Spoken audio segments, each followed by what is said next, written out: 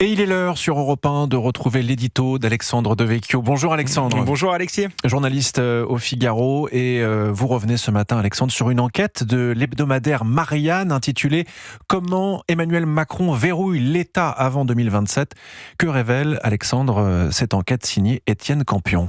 C'est une enquête qui revient notamment sur la nomination d'Amélie de Montchalin à la Cour des comptes. Nomination qui a été éclipsée par le meurtre de Quentin, mais qui avait tout de même suscité un début de polémique. Rappelons que le mandat d'Amélie de Montchalin sera irrévocable jusqu'à ses 68 ans. L'ancienne ministre pourrait donc rester pas moins de 27 ans à la tête de la Cour des comptes. Certains observateurs jugent indécent de nommer à la présidence de cette institution une ancienne ministre des Comptes publics qui a contribué à l'explosion des déficits et qui sera chargée de contrôler le budget qu'elle a elle-même élaboré.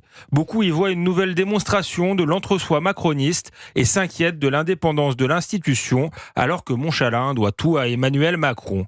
Mais au-delà du cas Montchalin, l'enquête d'Étienne Campion dans Marianne révèle surtout qu'à mesure que 2027 s'approche, Emmanuel Macron multiplie les nominations.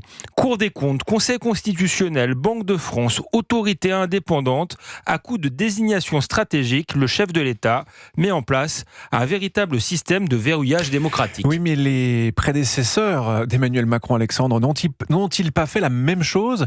N'est-ce pas la règle, en fait ? L'article 13 de la Constitution place entre les mains du chef de l'État une part considérable des nominations civiles et militaires.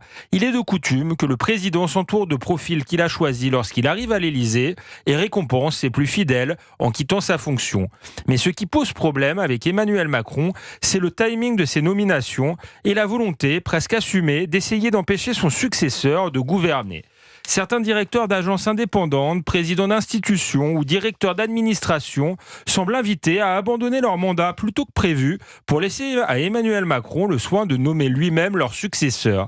Le 9 février, alors que la nomination de Montchalin à la Cour des comptes venait d'être annoncée, François Villeroy de Galhau démissionnait de la Banque de France alors que son mandat devait s'achever juste après la présidentielle de 2027. Emmanuel Macron pourra ainsi court-circuiter le futur président de la République et verrouiller un poste clé. Christine Lagarde devrait également quitter ses fonctions à la BCE avant le terme de son mandat pour permettre à Emmanuel Macron de nommer son successeur avant 2027. Quel est l'objectif, Alexandre, de ces nominations anticipées ? Pour Emmanuel Macron, il est double. Alors que depuis la dissolution, il a perdu son influence sur le Parlement, il s'agit de conserver un certain pouvoir en désignant des proches à des postes clés.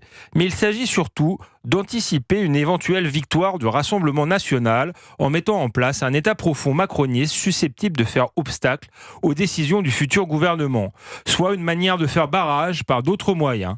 En off, un proche du président assume explicitement cette stratégie.